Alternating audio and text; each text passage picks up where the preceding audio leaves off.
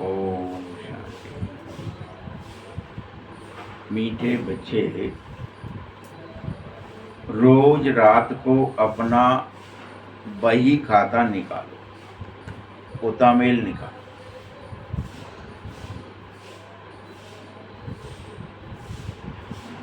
और डायरी रखो जिससे तुम्हें डर रहे। किस चीज का डर रहे? कि मुझे कहीं घाटा तो नहीं पड़ रहा था।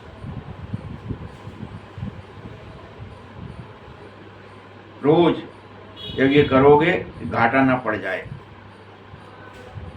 रोज क्या होना चाहिए? मुझे गिरती कला में नहीं जाना है। किस में जाना है? उड़ती कला में जाना है। इस बात का विशेष ध्यान रखो, डर रहे कि कहीं नीचे ना चला जाओ, कहीं घाटे में ना चला जाओ। प्रश्न, कल्प पहले वाले भाग्यशाली बच्चों को बाप की कौन सी बात फौरन टच हो जाएगी? कल्प पहले वाले भाग्यशाली बच्चों को बाप की कौन सी बात फौरन टच हो जाएगी? उत्तर है, बाबा जो रोज रोज बच्चों को याद करने की तरीके बताता है, याद करने की युक्तियां बताता है, वह भाग्यशाली बच्चों को ही टच होती रहेंगी।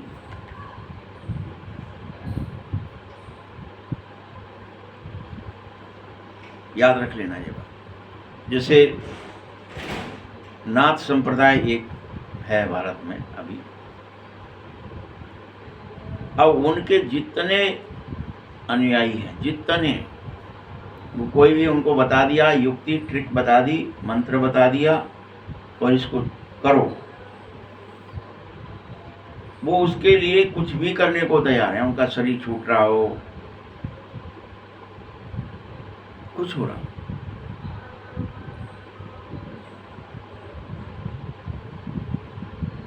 उनमें प्रकट होने की, परकाया प्रवेश करने की सारी शक्तियां विद्यमान थी।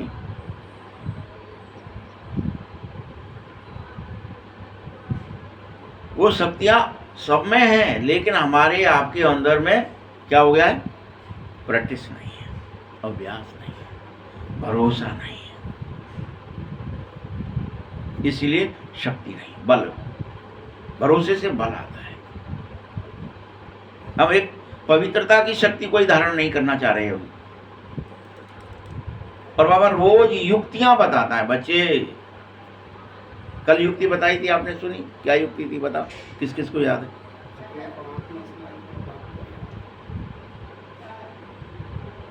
युक्ति क्या थी? कि कोई भी ज्ञान की बात एक बार आपको समझ में आ गई तो वो मिट नहीं सकती। तो चेक करो, क्या मुझे समझ में आ गया है ज्ञान कि मैं आत्मा हूं, शरीर नहीं, मैं अमर हूं, अविनाशी हूं? क्या समझ में ज्ञान आ गया? वो मिटेगा नहीं ना फिर, अगर आ जाएगा तो। लेकिन भूल जाते।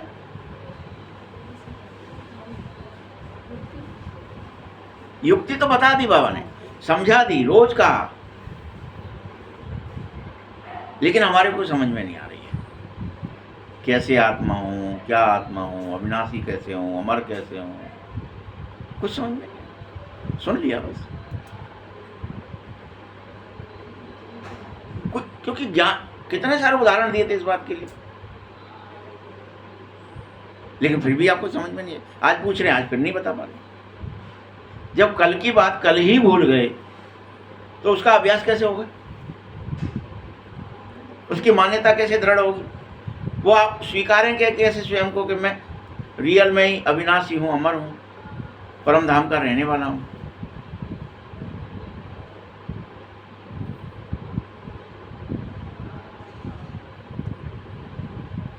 भाग्यशाली बच्चों को फौरन अमल में लाना आ जाएगा वो युक्ति जो भगवान बताता है। कि याद करना, क्या याद करना है? अब आपको बता दिया युक्ति के तुम आत्माएं हो, तो याद करना फिर क्या कठिन है क्या? स्वीकार ही तो करना था।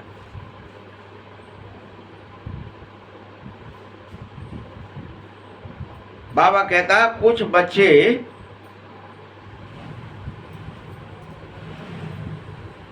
तुम जरूर कुछ टाइम के लिए एकांत में बैठा करो, बगीचे में बैठो, कहीं बैठो। तुम बच्चे कुछ टाइम एकांत में जरूर बैठो, ये एक युक्ति है।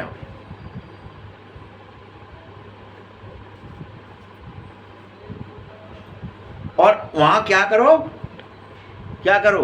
बैठकर बाप से मीठी मीठी बातें करो, ये युक्ति है।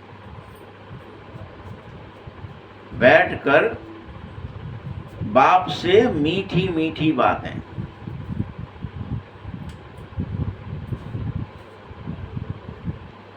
पहली बात तो क्या हो गई इसमें?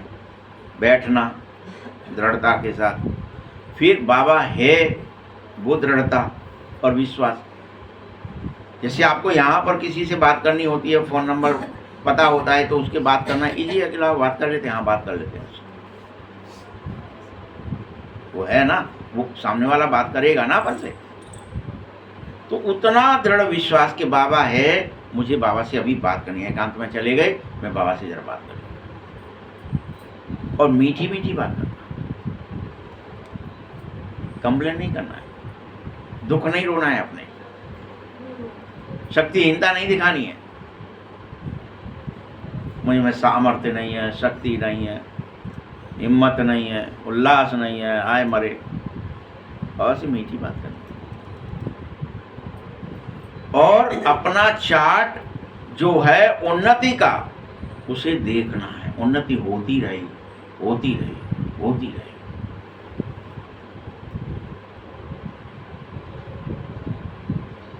चेक करो, कल से आज भी, आज से और कल होगी।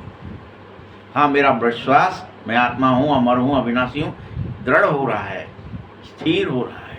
मैं उस पर चल रहा हूँ, काम कर रहा हूँ। शरीर अलग है, मैं अलग हूँ। जब यही होगा तभी तो फरिश्तापन आएगा, परकाया प्रवेश आ जाएगा, रूप बदलना आ जाएगा, अनेक रूप धारण करना आ जाएगा। मैं तो दिखाया है कि नाथ संप्रदाय इतना ताकतवर है, मंत्र लिया, कोई हड्डी मिल गई तो पूरा शरीर जिंदा कर देगा। तब तो ये हड्डियां रखी जाती हैं आपकी अभी तक भी, क्या अगर हड्डी मिल जाए तो व्यक्ति वापस जिंदा किया जा सकता है। ये विद्या आप में, प्रत्येक में थी वहां नाथ संप्रदाय वालों, चाहे वो कोई मचेंद्र नाथ, फलाने नाथ, यतीन्द्र नाथ, यार कितने नाथ हैं जो ये सब कर सकते हैं। एक्टिंग गोरखनाथ, हाँ,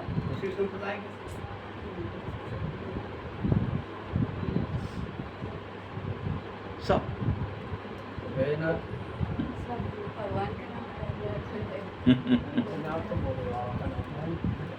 तो अपना चार्ट रखो उन्नति का। जब वहां आप में, जब द्वापर की बात है, ये तो अभी की, तब आप में विद्या थी, सतयुग में तो कितनी थी। हरियाणा से क्या मतलब, होनी चाहिए मात्र कुछ, कोई भी अंश होना चाहिए, वो पूरा शरीर प्रकट हो जाता है फिर से।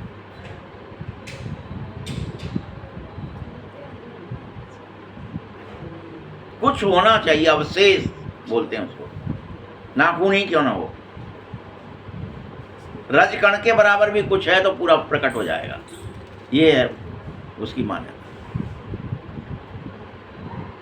वो करते थे। और आपको तो और ज्यादा कर, आप कुछ भी नहीं हो तो भी आप प्रकट कर सकते हो, आप करते भी हो। आपके अभी दाऊ, चाचा, काका, पिता कोई याद आते तो पूरा शरीर प्रकट होता है, कि एक अकेला अंग प्रकट होता है?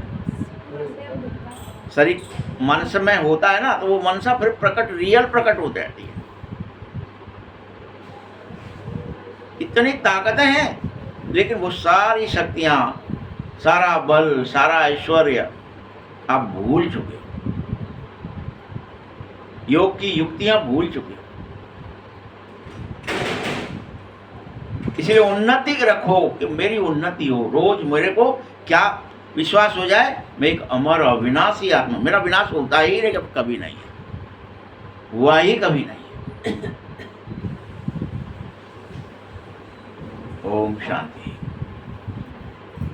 तुम बच्चे मिलिट्री हो, रूहानी मिलिट्री, इसीलिए मिलिट्री को पहले पहले सावधान किया जा रहा है और कहा जा रहा है अटेंशन प्लीज, कि एकांत में बैठने का अटेंशन प्लीज, बातें करने का अटेंशन प्लीज, चार्ट रखने का अटेंशन। घाटा तो नहीं हो रहा,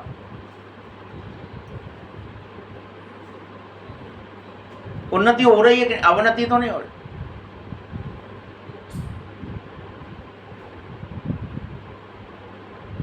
बाबा कह रहा है अपने को आत्मा निश्चय करना बेहद जरूरी है, तभी तुम मुझे याद कर सकते हो,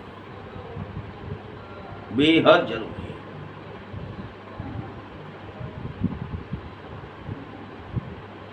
बाप बच्चों को रोज समझाता है, बच्चे यह ज्ञान बाप इस समय ही दे रहे हैं, अभी करो, अभी नहीं तो कभी कर नहीं पाओगे।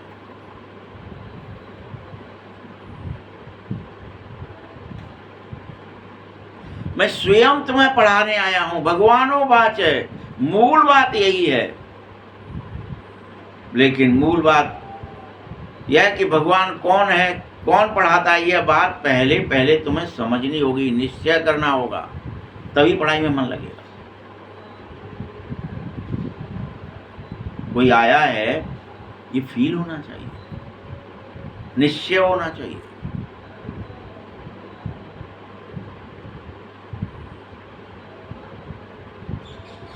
कौन पढ़ा रहा है? जब तक निश्चय नहीं होगा तब तक तुम अतीन्द्रिय सुख में भी रह न सकोगे। तुम्हें अतीन्द्रिय सुख में रहना आना चाहिए, रहना ही है, बाबा ये कह रहा है।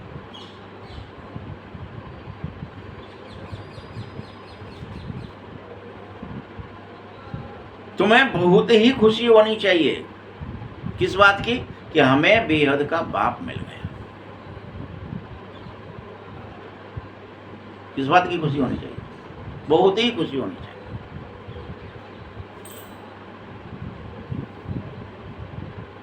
बाप आता है एक ही बार कल्प में और वर्षा देता है। किस लिए आता है? मिलने आता है, वर्षा देने, अपनी शक्तियां, अपने गुण, अपना ज्ञान, अपना ऐश्वर्य देने के लिए आता है। वो देवता है, वो लेवता नहीं है, वो लेता कुछ नहीं है, मांगता कुछ नहीं है।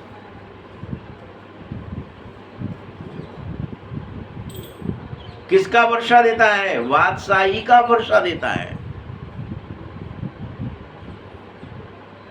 तो ये पक्का निश्चय कर लो कि हर 5000 वर्ष बाद ये मिलता ही है, फिर से आ गया है। भले ही कितनी शक्तियां तुम्हारी छीण है, कितने ही गुण छीण हो गए हैं, कितना ही ज्ञान खत्म हो गया तुम्हारे अंदर से, लेकिन फिर सब प्रकट हो जाए।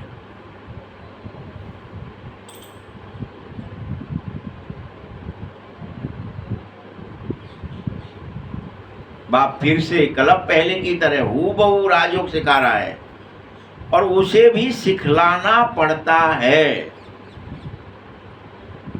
क्या कह रहे हैं? उसे भी, ये उसकी मजबूरी, उसका ड्रामा है, उसे सिखलाना ही पड़ता है।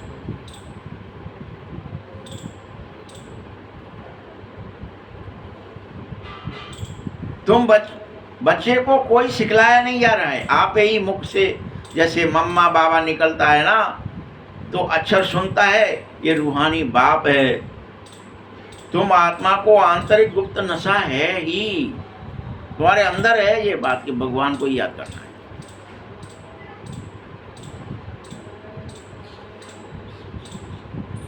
आत्मा को ही पढ़ाना है, पढ़ना है। भगवान के यह नॉलेज है जो बाबा तुम्हें दे रहे हैं।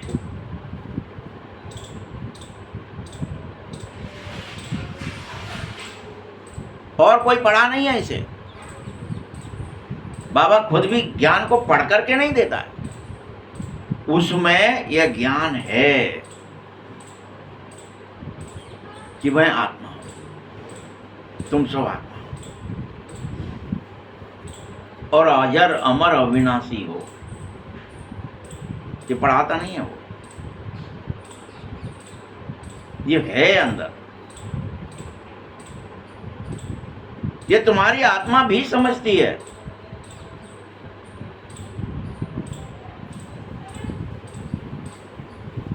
हाँ, बाप में और आप में एक अंतर है। बाप में सारे सृष्टि के आदि मध्य अंत का नॉलेज है जो तुम में नहीं रहती। मरने के कारण तुम भूल जाते। तुम्हें ये याद रहे कि मैंने ये जन्म लिया, फिर ये लिया, फिर ये लिया, फिर ये लिया। भले रिकॉर्ड है लेकिन आपको भूल जाते। और ये भगवान भूलते नहीं है, उनको तुम्हारा सब पता है।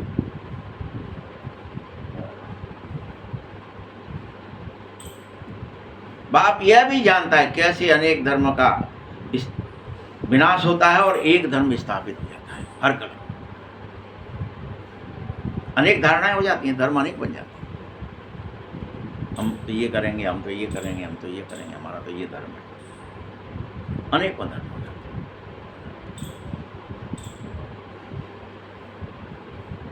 यह सब बाप जानता है। क्या? आदि मध्य अंत जानता है और अनेक धर्म का विनाश और एक धर्म की स्थापना ये भी जानता है। इसीलिए उसको जानी जाननहार भी कहा जाता है, ये जानकारी की वजह से।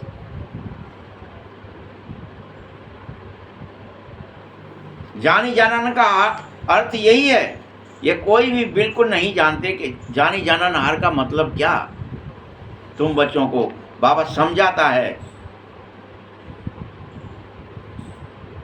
कि मनुष्य होकर अगर क्रिएटर और रचना के आदि मध्य अंत का ड्यूरेशन रिपीटेशन को नहीं जाना तो भला अभी तुम क्या जान रहे हो। जानिए इसे। रिपीटेशन अक्षर भी बहुत जरूरी है।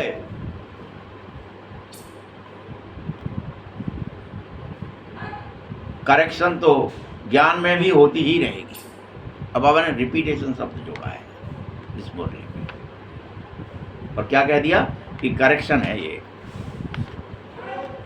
ड्यूरेशन के साथ रिपीटेशन जरूर याद रखो। जैसे ये रिपीटेशन रिपीटेशन रिपीटेशन हो रहा है ना सामने घड़ी में,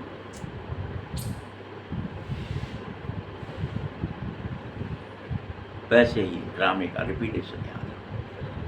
सतयुग त्रेता द्वापर कलयुग, सतयुग त्रेता।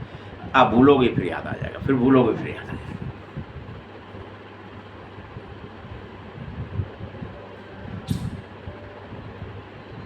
जैसे गीता का भगवान कौन है, सारे विश्व में यह सबसे नंबर 1 भूल हो गई, ये करेक्शन है। ये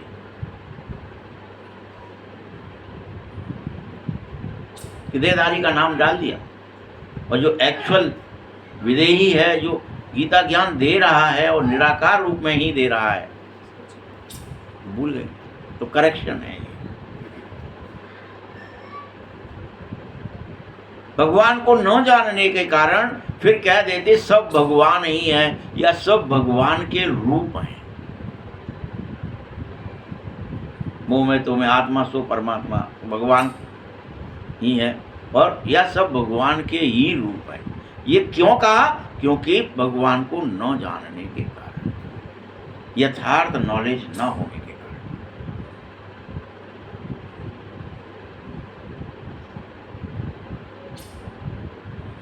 जैसे कोई छोटे से बच्चे को पूछा जाए कि तुम किसका बच्चा है, तो कहेगा, व्यक्ति का नाम लेगा, फलाने का है, फलाना किसका बच्चा है, फलाने का है, फिर कह देता है वह हमारा बच्चा। तो वैसे यहाँ भी भगवान को नहीं जानते हो तो कह देते हैं हम भगवान हैं।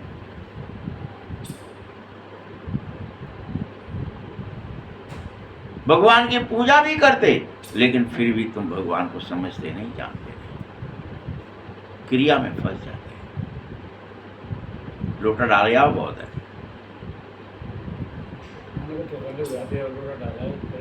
गाया भी जाता है, ब्रह्मा की रात जरूर, ब्राह्मण ब्राह्मणियों की भी रात होती है। ये सब धारणा करने की बातें हैं बच्चे, इन्हें तुम धारणा करो। ये धारणा उनको ही होगी, लेकिन किसको? जो योग में रहेंगे। बात धारणा की है, लेकिन होगी किसको ये धारणा? जो योग में रहेंगे।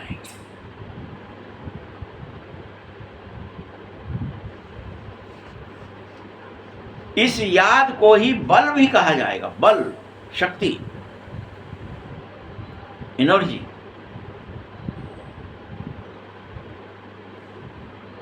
लेकिन ज्ञान तो सोर्स ऑफ इनकम है, वह बल नहीं है। बल अर्थात शक्ति तो याद में ही है, और वो याद की शक्ति ही हमारे विकर्मों का अर्थात अज्ञान का विनाश कर देती है, और कोई नहीं कर सकता। और तुम्हें बुद्धि का योग मुझ बाप से लगाना है, ये याद दिला देती है। यह ज्ञान भी बाबा ही दे रहे हैं, भगवान देते हैं। फिर यह ज्ञान दोबारा पूरे कल्प भर नहीं मिलेगा, सिवाय बाप के कोई दे न सकेगा, और बाप दोबारा आएगा नहीं।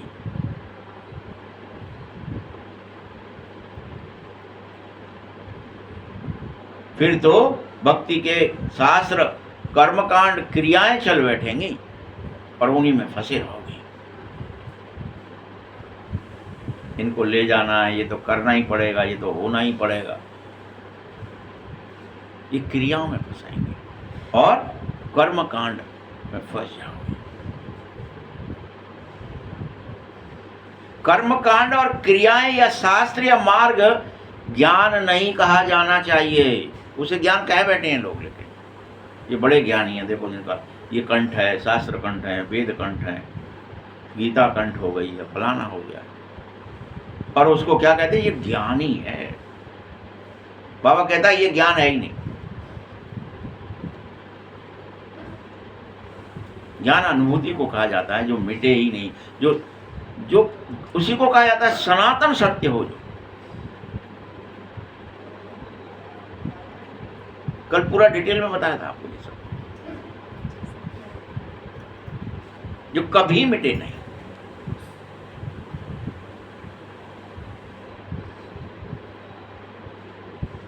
यह आध्यात्मिक ज्ञान, स्पिरिचुअल नॉलेज एक बाप के ही पास है, और वह तुम ब्राह्मणों को ही दे पाता है।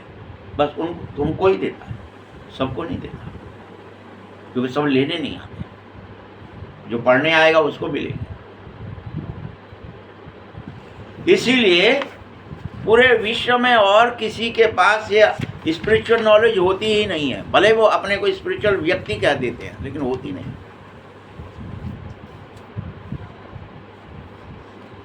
बल कितने भी स्पिरिचुअल के नाम से दुनिया में धर्म, मठ, पंथ बन जाएंगे, कितनी मतें हो जाएंगी, लेकिन तुम बच्चों को समझाने में बहुत मेहनत होती है।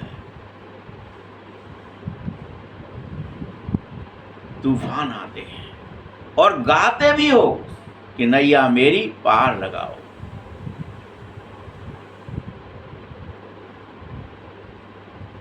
तो सबकी नैया तो पार नहीं जा सकेगी, कोई डूब जाएगी, कोई खड़ी रहेगी, क्योंकि कई ऐसे बच्चे बाबा ने देखे जो 2-3 बरस तक आए और फिर उनका अता पता नहीं है। सुना, समझा, चले, ज्ञान में भूल गए।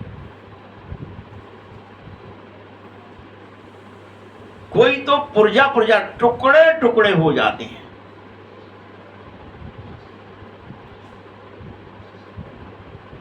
तो कोई वहीं के वहीं खड़े रह जाते हैं।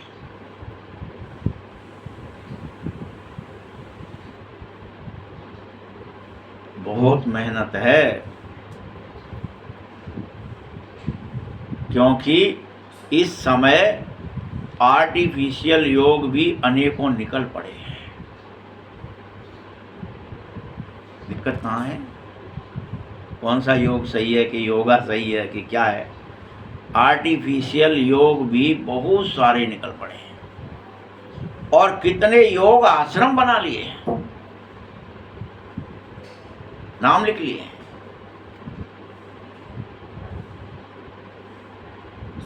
ये सब दिखावटी और बनावटी हैं। इनमें से रूहानी योग आश्रम कोई हो न सके। बाप आकर के तुम सब आत्माओं को रूहानी योग सिखा रहा है और कह रहा है, बच्चे ये सबसे सहज है कि तुम आत्मा ही हो। सहज है, लेकिन फिर भी तुम्हें याद नहीं, इसलिए सहज राजयोग कहते हैं। इस जैसा सहज कुछ भी हो नहीं सकता।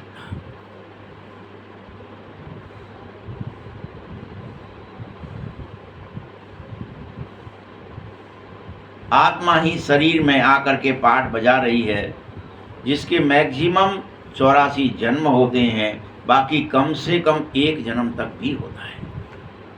इससे सहज क्या होगा? आत्मा एक्टिंग करती है शरीर पहन करके, और एक जन्म भी कर सकती है और 84 जन्म मैक्सिमम कर सकती है।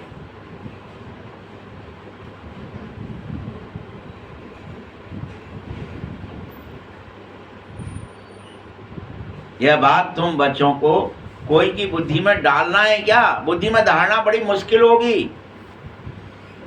कि अच्छा एक्टिंग चल रही है, ओहो नाटक चल रहा है, रामलीला चल रही है। ये समझ में नहीं आ रही। पहली बात बाप समझाता है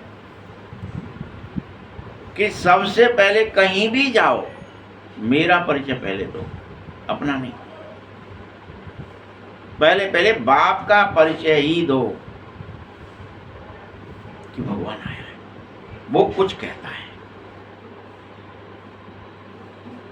ऐसे बात सुनो। अब अनेक बच्चे इसमें मूझ जाते, बाप का परिचय कैसे देवें? इसके लिए तुम्हें मैं बताता हूं, जब तुम्हें निश्चय हो जाए तभी तुम समझें बाप तो सत्य है। ये नहीं बैठ जाओ, सांस देख लो, फलाना कर लो, मंत्र जप लो, क्या धारणा हो जाए? भगवान है, बाबा है, बाबा सुनता है, बोलता है, कर्म करता है, शिक्षा देता है, पालना करता है। किस पर? सब भरोस तज भजिए रामय। जो बात कही ना कि सारे भरोसे हटा दीजिए, भगवान है, इस पर दृढ़ हो जाइए।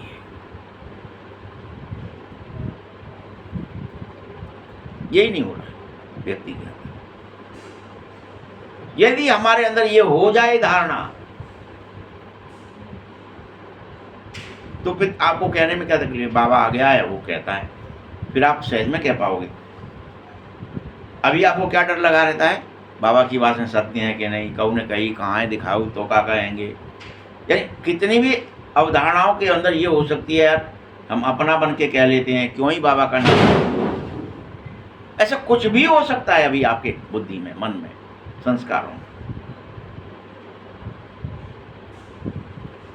तो जरूर बाप सत्य बातें बताएंगे।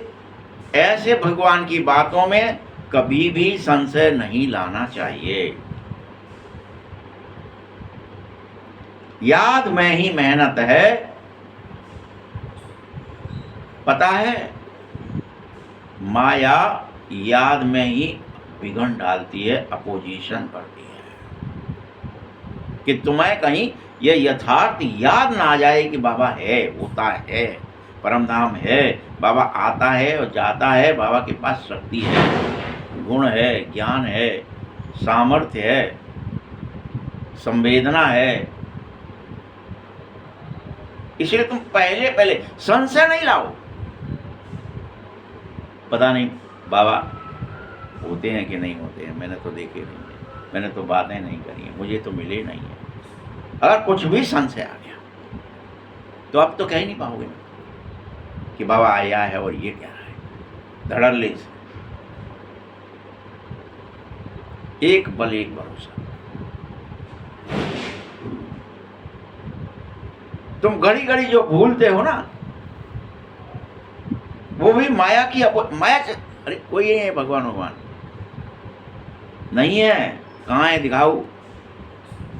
माया अपोजिशन करेगी इसमें, आपके विश्वास को डगमग कर देगी, बड़ी भारी अपोजिशन कर। नहीं मान, देखो घर है, मकान है, दुकान है, शरीर है, रिश्ता है, धन है, बल है, शक्ति है, पद है, प्रतिष्ठा है, ये इनमें फंसाएगी, लेकिन बाबा पर विश्वास और बल है उसको मिटाएगी। ये माया की अपोजिशन और रोज होती है। इसलिए हमें जैसे आपस में अपन बात कर रहे हैं, ऐसे बाबा से बात करना कठिन है। अभी माया ने अपोजिशन कर दी। माया क्या करती है? भगवान को बुद्धि से, मन से, संस्कारों से मेंट देती है।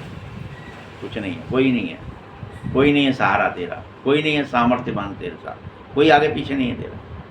यही है हमारा कोई नहीं है, फिर हम चिल्ला रहे हैं हमें कोई नहीं है, अरे हमारा कोई नहीं। कोई कह रहा हमारा पति चला गया, कोई कह रहा हमारा बेटा था वो भी चला गया, कोई कह रहा सब मर गए हैं, कोई कुछ कह रहा है, कोई कुछ कह रहा है।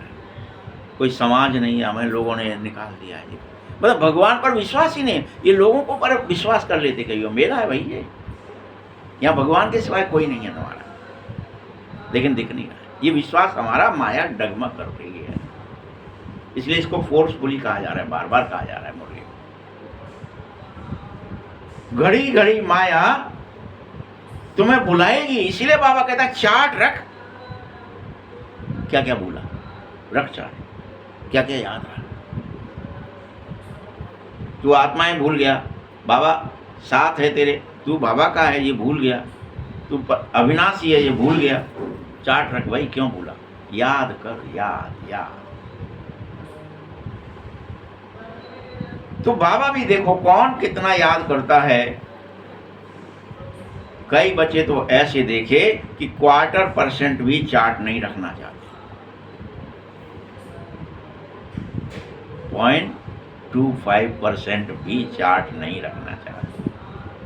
बाबा ने ऐसे बच्चे देखे, स्मृति नहीं, भगवान के हैं, कह रहे हैं, लेकिन स्मृति नहीं।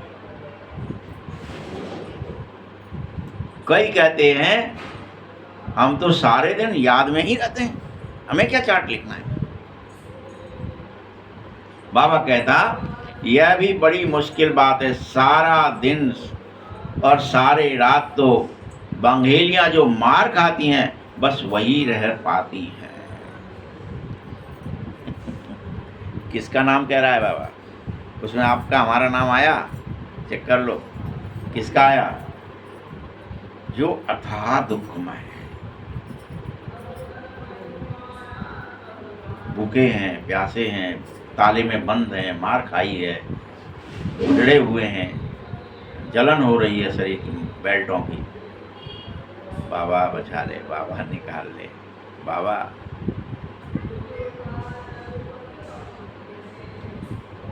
बल उनको रहती होगी, बाबा ये नहीं कह रहा उनको रहती है, उसका अंदाजा है बाबा। जी बाबा,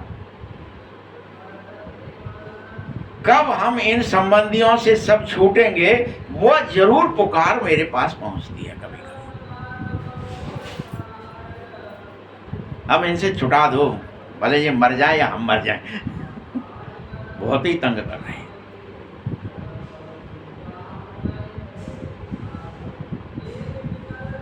बाबा हम बंधनों से कैसे छूटें? अगर कोई बहुत याद में रहता है तो बाबा उसको कहते तुम चार्ट तो भेजो, फिर बाबा चेक करेगा।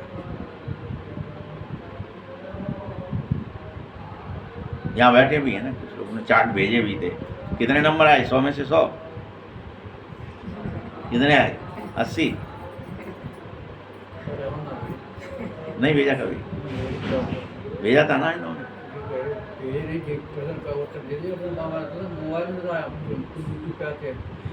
डायरेक्शन मिलते हैं रोज रात को। अपना डायरी जरूर चेक करो। डायरी रखने से डर रहेगा कहीं घाटा ना पड़ जाए। और बाबा देखेगा भी तो क्या कहेगा, इतने मोस्ट विविल्ड बाबा को इतना समय ही याद किया। लौकिक बाप को, अपने स्त्री को, अपने बच्चों को तो तुम दिन रात याद करते हो, और मुझे बस इतना थोड़ा सा ही याद करते हो। अपने शरीर को, अपने इंद्रियों को, अपने स्त्री पुरुष को, अपने बाल बच्चों को इतना याद करते हो, और मुझे बस इतना सही। चार्ट लिख लो, आपको आप ही लज्जा आएगी।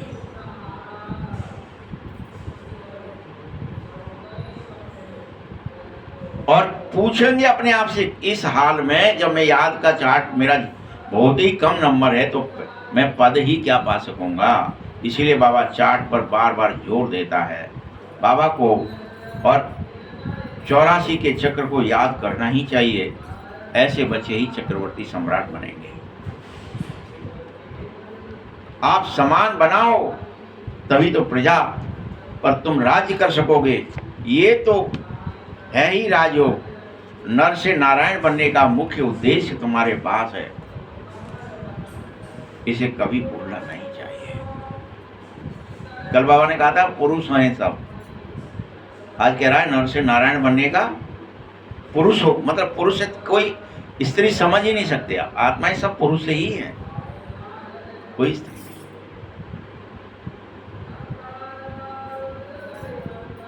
तो एम ऑब्जेक्ट तुम्हारा एक ही है।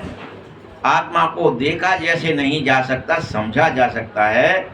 इसमें आत्मा है ये समझा जाता है, और रोज सब समझ रहे हैं।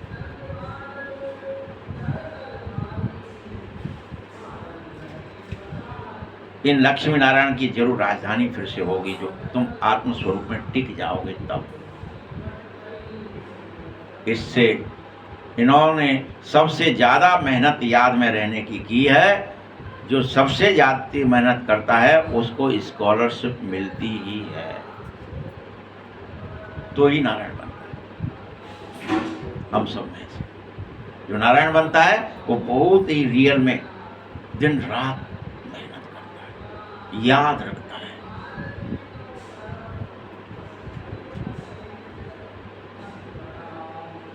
तो जरूर ज्यादा मेहनत की है तो जरूर इन्हों को ज्यादा प्रजा होती है। ऊंचे से ऊंचा बाप ऊंच पद पाता है। बहुत योग लगाइए बच्चे, तभी पास विद ऑनर हो सकोगे। ये भी कारण निकालना चाहिए। तुम्हें बार बार अपने से पूछना चाहिए कि हमारा योग क्यों नहीं लग रहा है। हमारी बुद्धि बार बार द्वंद्व आदि में कैसे भटक जाती है, अटक जाती है, उससे कैसे जुड़ जाती है।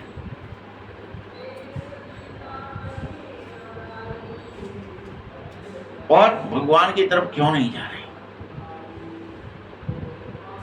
अभी देखिए, आप सवेरे सवेरे ट्रैक्टर वाला आ जाता है, ट्रॉली वाला आ जाता है, कहीं से भी 5 बजे भी आ जाता है, 6 बजे आ जाता है। कहाँ लगी हुई बुद्धि। और वो भूलता भी नहीं। आपने एक बार फोन कर दिया, आ जाएगा। क्या हो रहा है, 150 रुपये या 200 रुपये मिल जाएंगे, क्या ही मिल जाए। लेकिन बुद्धि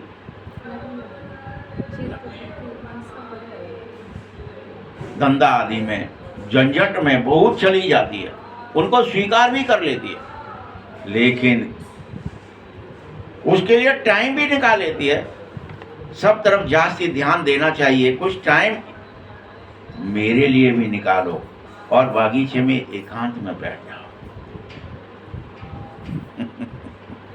बाबा ने ये नहीं कहा पूरा टाइम निकालो, क्या कहा, जब तुम सब धंधे दोरी के लिए, नौकरी चाकरी के लिए, बाल बच्चों के लिए, शरीर के लिए, सबके लिए टाइम दे रहे हो, तुम किसके लिए नहीं दे रहे बताओ। शरीर को देते हो ना, नहलाना है, खिलाना है, सुलाना है, ये किसको दिया आत्मा ने टाइम, शरीर को दिया। बाल बच्चों की पालना करनी है, उनको छोड़ने जाना है, पढ़ाना है, लिखाना है, उनके लिए फीस भरना है, उनकी कोई भी समस्या है उसको समाधान करना है, उनके लिए घर मकान दुकान की व्यवस्था करना है, ट्रैफिक में जाना है तो ट्रैवलिंग की, ये सब आप कर रहे हो, मतलब उनके ऊपर ध्यान दे रहे हो। बाबा के ऊपर बाबा कहता है कुछ टाइम तो मेरे लिए निकालो। क्या मांग रहा है? कि बागीचे में एकांत में बैठ जाओ।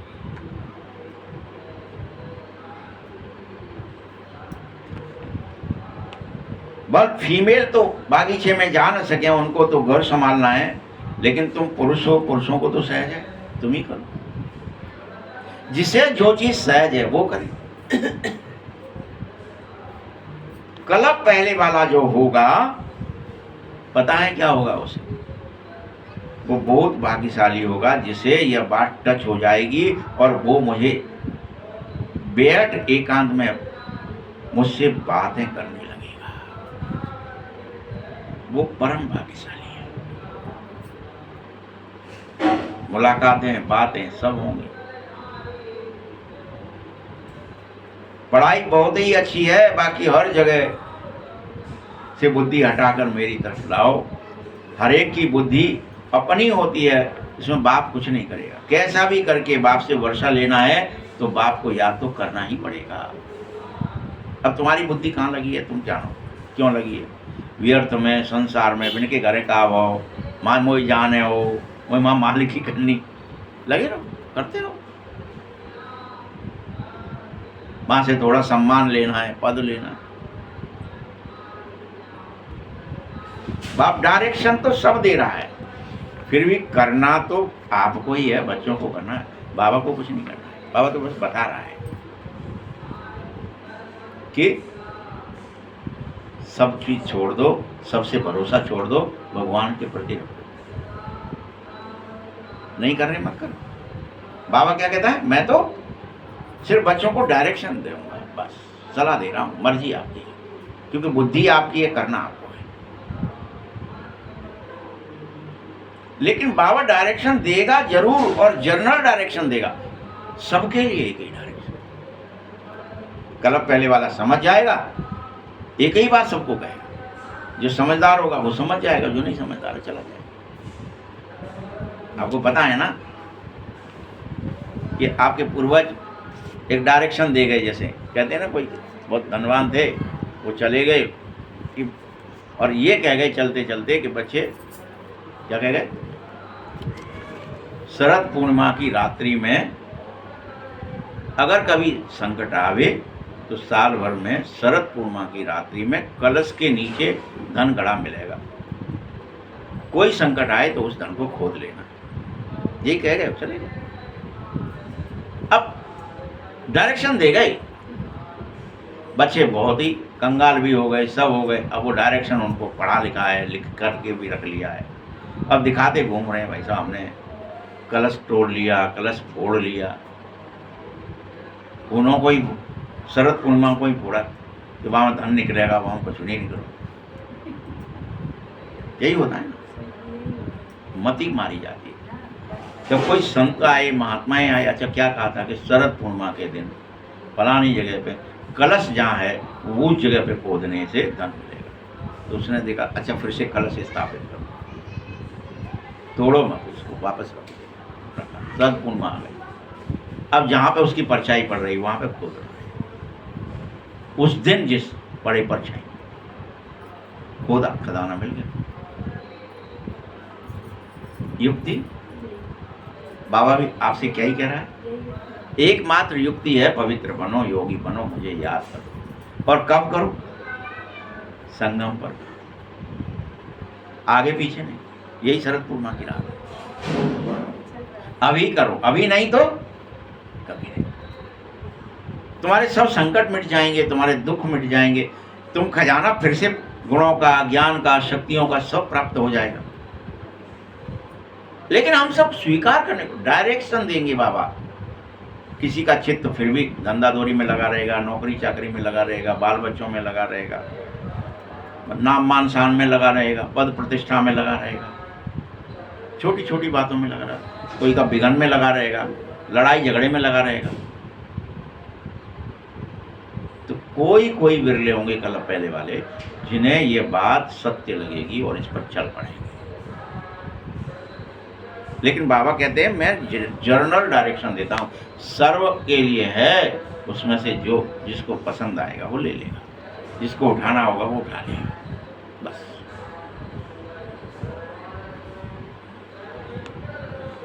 तो तुम सबके लिए जनरल डायरेक्शन है, पर्सनल एक एक को आकर के थोड़े ही पूछूंगा, थोड़े ही राय देता फिरूंगा मैं। जैसे तीर्थों पर बड़े बड़े पहाड़ों पर जाते हो तो पंडे लोग सावधान करते रहते हैं ना, बड़ी मुश्किल से जा पाते हो, सावधानी भी मिलती है। वैसे तुम बच्चों को बाप बड़ी सावधानी से बताता है कि मुझे याद करो, शरीर का भान खत्म करो। वो तो वहाँ कहता है गड्ढे में मत गिर जाना, इधर को मत चलना, पानी बरस रहा है तो ये एक लाठी ले लो, इसको कुछ कुछ के गौंच गौंच के जमीन में तब चलो, फिसल मत जाना। पंडा वहाँ पे ये डायरेक्शन देता है। यहाँ बाबा एक ही युक्ति बता रहा है कि मुझे याद करो, शरीर का भान खत्म करो। ये भी युक्ति है, इस समय युक्ति है जब सबको शरीर का भान है, तब युक्ति बता। भाई वहां पहाड़ पर ही तो युक्ति है कि फिसल ना जाओ, ऐसे ये युक्ति यहाँ पर है जहाँ सब देह देह देह समझ बैठे हैं, धन दौलत और उनमें ही बुद्धि लगाए बैठे हैं, माल खजानों में, संसार के लूटने में, पीटने में, चोरी में, छल में, कपट में, तब तुम्हारी बुद्धि हटनी चाहिए यहाँ से। ये सावधानी है, वो पंडा भगवान बन गया है और कह रहा है बस मुझे याद करना है। आत्मा जैसे तीखा रॉकेट है, कोई और उससे तीखा हो नहीं सकता। जो वो लोग मून आदि तरफ अपने अनेक रॉकेटों से जाते टाइम बर्बाद करते हैं, ये ड्रामा की नूद है, ये भी होगा ही। इस साइंस का हुनर विनाश में बहुत मददगार बनेगा। वो कहेंगे हम हुनर सीख रहे हैं बम बनाने का, लेकिन ये विनाश में मदद करेगा, स्थापना में नहीं। यह है ही साइंस। तुम्हारी साइलेंस है, तुम साइलेंस में चलो, साइंस में मत चलो। और अपने को आत्मा समझकर शांत स्वरूप हो जाओ और मुझे याद करो। ये डेड साइलेंस में जाना चाहिए, बिल्कुल गहरी शांति। बब्बड़ जज्जड़ कुछ याद ना आए, कुछ सुनाई ना दे, दिखाई ना दे। Deep silence, dead silence. मैं आत्मा शरीर से अलग हूं, ये निश्चय है। शरीर नहीं हूं, शरीर से मेरा कोई लेना देना नहीं है। स्त्री का हो, पुरुष का हो, शरीर हूं ही नहीं। ये शरीर एकमात्र वस्तु है। शरीर पुरानी जूती समझो। इसलिए बाबा कभी सर्प का, कभी कछुए का मिसाल भी देता है। तुम तो कीड़े जैसे मनुष्य हो, तो भूभू करने का मिसाल भी बाबा देता है कि भूभू करके गुबरीले को भी भंवरा बनाओ और मनुष्य से देवता बनो। इस विषय सागर से हट करके क्षीर सागर में चलो। ये तुम्हारा मुख्य उद्देश्य है, तुम्हारा काम है। सन्यासियों को यह यज्ञ तप आदि कुछ भी करना नहीं है। भक्ति और ज्ञान है ही गृहस्थियों के लिए। उन्हों को तो सुतयुग में जाना ही नहीं है, जो वो सीखेंगे यह ज्ञान। वो तो चाहते ही नहीं, वो तो कहते काग विष्टा समान है, सुख में नहीं जाएंगे। उनके अंदर धारणा बनी हुई है, उदाहरणा है ये। नहीं, हम तो मुक्ति में जाएंगे और जब दुख आएगा तब आएंगे। सुख नहीं चाहिए। वह इन बातों को क्या ही जानेंगे, और वो क्यों नहीं जानते? क्योंकि यह भी ड्रामा की नूद है। इसलिए वो क्या करते हैं, जो सुख है उसको भी छोड़ छाड़ के नंगे उगारे भूखे प्यासे जंगल चलो, जहाँ कष्ट है वो झेलो। धूप है तो धूप में बैठो, ठंड है तो बर्फ में जाओ।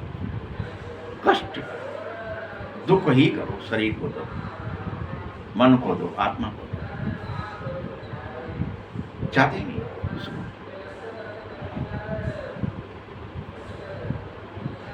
इसमें भी माया बड़ी प्रबल है। आंखें बड़ी क्रिमिनल करती है तुम्हारे अंदर। ये ड्रामा तुम्हारे लिए है। तुम्हारे को बाप ज्ञान का तीसरा नेत्र दे रहा है और तुम्हें अपनी आंखों को सिविल बनाना है। इनसे आत्मदृष्टि लेनी है, देह दृष्टि से मत देखो किसी को, क्योंकि आधा कल्प क्रिमिनल दृष्टि रही, अब आधा कल्प सिविल दृष्टि रहेगी, कोई क्रिमिनल दृष्टि नहीं बनेगी। पूरे आधा कल्प सबको आत्मज्ञान होगा। ये बड़ी धोखेबाज हैं इस समय। देखिए, जब आपको जानकारी हो जाती है और सत्य की जानकारी होती है कि आत्मा ही है, शरीर नहीं है, शरीर को तो लोग धारण किया, अनेक शरीर धारण कर लिए, एक कपड़ा है अनेक पहन लिए, एक भी नहीं पहना सब उतार दिया, तो उस तरह से माना जाएगा। ये पूरा नॉलेज आ जाएगा, यथार्थ ज्ञान आ जाएगा। आत्मा और शरीर अलग अलग है। शरीर कितने भी बनाए जा सकते हैं, कितने भी पहने जा सकते हैं, कभी भी पहने जा सकते हैं। एक पहन तो दूसरा पहन लो। वो सत्य ज्ञान तुम्हारा पूरा आधा कल्प रहता है। तुम जितना मुझे याद करेंगे उतना उतना तुम्हारी कर्मेंद्रियां शीतल होती जाएंगी। तुम्हारे अंदर के विकार के वातावरण ही खत्म हो जाएगा। काम, क्रोध, लोभ, मोह, अहंकार, ईर्ष्या, घृणा, द्वेष, राग सब खत्म हो जाएगा। तुम्हारे अंदर विचार ही नहीं आएगा। बाबा कहता बस याद करो क्या होता है छल कपट, क्या होता है, ये सब मिट जाएगा। बेईमानी, चोरी, छल, दंड, कुछ सरलता आ जाएगी। सबसे सरल हो जाओगे, सहज हो जाओगे, निर्मल हो जाओगे। तो वे जानते ही ना जो नहीं जानेंगे, रियल में नहीं। जब हम छोटे छोटे थे सब लोग, अरे तुम लोग अब चड्डी पहन उठे हो, हम तो 14 साल के थे, 15 साल के तो नंगे ही घूमता है। मतलब वो अपने आप को उसको बड़ा सरल थे, मतलब ऐसा सरल हृदय को क्या ही कहेंगे, उसको पता ही नहीं था होता क्या है। सब बुजुर्ग अपने दादाजी वगैरह जो थे वो सब यही, अरे क्या यार अब मॉर्निंग मॉर्निंग कर पे। और आज क्या हो गया हालत, बच्चा पैदा हुआ और जब जाएंगे मिलने के लिए बच्चे से, एक दिन का हो गया है कि आधे दिन का भी हो गया, तो कपड़े ले चलो सबसे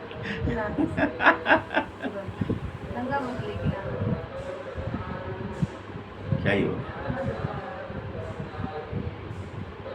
बॉडी कॉन्शियस बढ़ता ही जा रहा है, बढ़ता ही जा रहा है।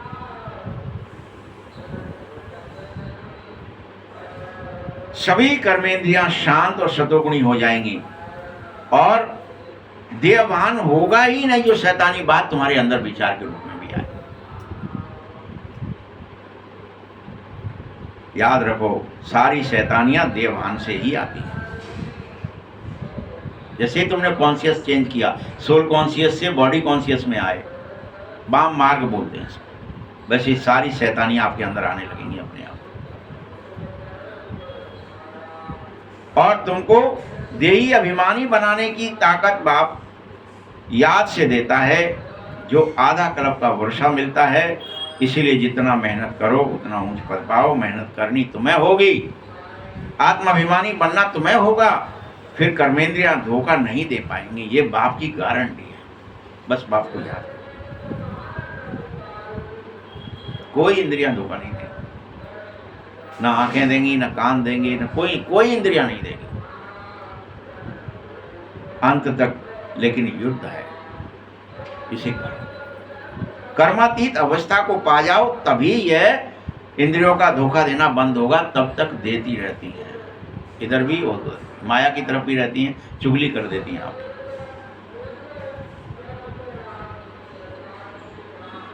कर्मातीत अवस्था पाना है, तभी लड़ाई बंद होगी और तभी ये स्थूल लड़ाई, बमबारी आदि शुरू होगी। उधर आपकी कर्मातीत अवस्था होगी, इधर ये युद्ध होगा। आपका अंदर का युद्ध समाप्त हुआ तो बाहर का शुरू होगा। प्रतिदिन आवाज बढ़ता ही जाएगा और लोग मौत से डरेंगे, इतनी आवाज होगी। बाबा कहता है यह ज्ञान सबके लिए है, सिर्फ बाप का परिचय देना है। सब आत्माएं हैं, सब भाई भाई हैं, इसमें कोई पक्षपात की बात नहीं। सब बाप को याद करो। बाबा कहता है करके कोई नेचर को मानने वाले भी होंगे, परंतु भगवान तो है। अनेक कहते हैं भगवान नहीं है, नेचर ही है। भगवान मतलब नेचर। ब माने फलाना, ब माने फलाना, अ माने फलाना, आकाश, न माने नीर, ज माने जल, यानी ऐसे नीर को नीर बोल दिया तो भगवान की वो परिभाषा भी, तो बहुत सारे ऐसे कहेंगे भगवान माने प्रकृति। परंतु मुक्ति, जीवन मुक्ति के लिए बाप आया है। मनुष्यों को कुछ पता नहीं है। लक्ष्मी नारायण का राज्य भी था और लाखों वर्ष की बात भी नहीं है, ये अभी 5000 वर्ष बाद रिपीट होता रहता है कि लक्ष्मी नारायण का राज्य तो शायद लाखों वर्ष पहले होगा कभी। वो था भी कि नहीं, पैसे कैसे माने। कोई तो मानते हैं फिर नहीं, वो बैकुंठ अलग ही होता है, वो आसमान में कहीं है, अधपर है, ऊपर है। इंद्रलोक से भी ऊपर फिर जाओगे तो आप ऊपर मिलेगा कहीं, जहाँ रहते हैं लक्ष्मी नारायण। बच्चे, बाप का आदेश सुनो। लाखों वर्ष की नहीं कहता हूँ, कह रहा हूँ कलयुग पूरा होगा, सतयुग की स्थापना हो रही है, तुम्हें लक्ष्मी नारायण के राज्य में चलना है। ये बाप का आदेश है, किसी मनुष्य का नहीं। तुम समझो कलयुग तो अनुज बच्चा है, ये मत समझो इसमें इतने 1000 वर्ष आयु है। ये सारी गप्पें बंद कर दो और तुम पूरी तरह से दिन रात याद की यात्रा पर रहो। स्थापना हो रही है, भारत ईश्वर बनेगा, फिर से श्रीमत पर राज्य स्थापित हो रहा है। इसीलिए अब जो भगवान का मूल आदेश है, बाप कहता मामेकम याद, मैं एक हूँ, बस मेरी बात सुनो, मेरी बात मानो और मैं जो कह रहा हूँ वो करो। पहला शब्द ही यही दे दो, मामेकम याद। जब तक बाप का निश्चय नहीं है तब तक सारा बेकार है, प्रश्न ही पूछते रहेंगे। इसीलिए पहले निश्चय करो भगवान है। भगवान बात करता है, बोलता है, सुनाता है, समझाता है, डायरेक्शन देता है, मुझे उस पर चलना है। भगवान पढ़ाता है, इसीलिए पहले एक ही बात पर ठहर जाओ, बाप पर निश्चय करो, तो बरोबर सभी आत्माओं का एक बाप है और वह रचता है, यह भी समझो। और अभी संगम युग है, ये बाप ने ही कहा है, तुमने नहीं कहा, कोई ने। भगवान आ गया है, संगम युग है, तुम्हें पढ़ा रहा है। और एक बात कहता, मैं युगे युगे नहीं, कल्प के संगम पर हमेशा आता हूं, हर कल्प। मैं ही नई सृष्टि का रचता हूं, मेरी बात सुनो, समझो। तो बीच में कैसे चला जाऊंगा नहीं, पूरी स्थापना करके तुम्हें साथ लेकर ही जाऊंगा। मैं आया हूं भल पुरानी दुनिया में, तुम्हें नई दुनिया तक छोड़कर ही वापस लौटूंगा। इसको पुरुषोत्तम संगम युग कहो। पुरुषोत्तम यहीं बनो। लक्ष्मी नारायण सबसे पुरुषोत्तम बने, उन्होंने दिन रात मुझे याद किया। मुख्य उद्देश्य वही है, इसीलिए फिर से स्थापना हो रही है। बाबा ने कहा है पुरुषोत्तम अक्षर जरूर डालना चाहिए तुम्हें, तुम कनिष्ठ से पुरुषोत्तम बनो। ऐसे ऐसे मुख्य बातें कभी नहीं भूलो। जैसे सम्मत की डेट लिखते हो ना, यहाँ तुम्हारे पहले से राजाई शुरू हो जाएगी। औरों की राजाई पहले से नहीं होती है, वह तो धर्म स्थापन करने आए थे और फिर वृद्धि को पाए, करोड़ों बने, तब राजाई चली। तुम्हारे तो शुरू से सतयुग से ही राजाई होगी, या किसी को पता नहीं है कि सतयुग में इतनी राजाई कहाँ से आती है, कुलयुग अंत में इतने ढेर धर्म कैसे हो जाते हैं। ये सब बात भी बाप ही तुम्हें समझा रहा है कि फिर से सतयुग में एक धर्म हो जाएगा, एक राज्य हो जाएगा, एकता हो जाएगी, एक भाषा हो जाएगी और हीरे जवाहरातों के महल होंगे। फिर से भारत स्वर्ग कहलाएगा। 5000 वर्ष की बात है, लाखों वर्ष का हिसाब कहाँ से लगाओगे? ये सब तो 5000 वर्ष में ही हो जाता है। कितने मनुष्य इस बात में उलझे पड़े रहते हैं, अब उनको कौन समझाएगा?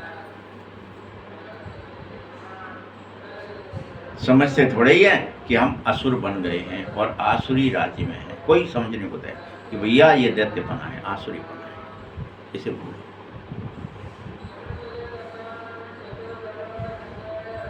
देह अभिमान मतलब आसुरी राज्य। देवताओं की महिमा तो क्या है? सर्वगुण संपन्न, 16 कला संपूर्ण, संपूर्ण निर्विकारी, डॉट डॉट डॉट।